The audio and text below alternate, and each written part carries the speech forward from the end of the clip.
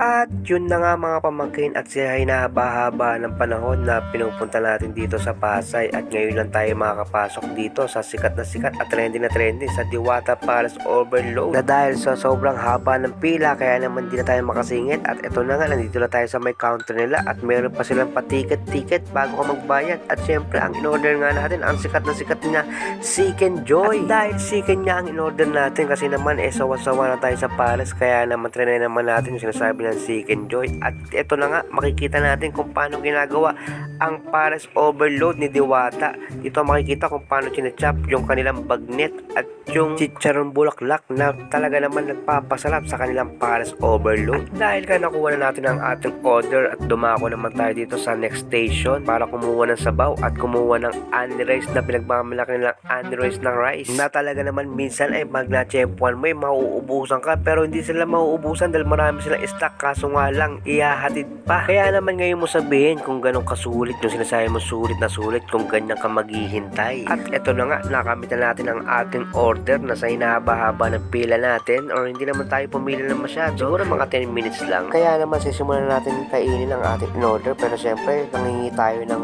Palace Overload na sabaw. At syempre nandyan niya ang ating condiments na literal chili garlic oil garlic at walang iba kundi ang onion leaf. Ganun lang din naman yung makikita nyo kung paano kayo kumakain ng Palace. At ito na nga, titikman na natin yung Palace na sinasabi nila. Kung nakikita nyo, napakaraming tao.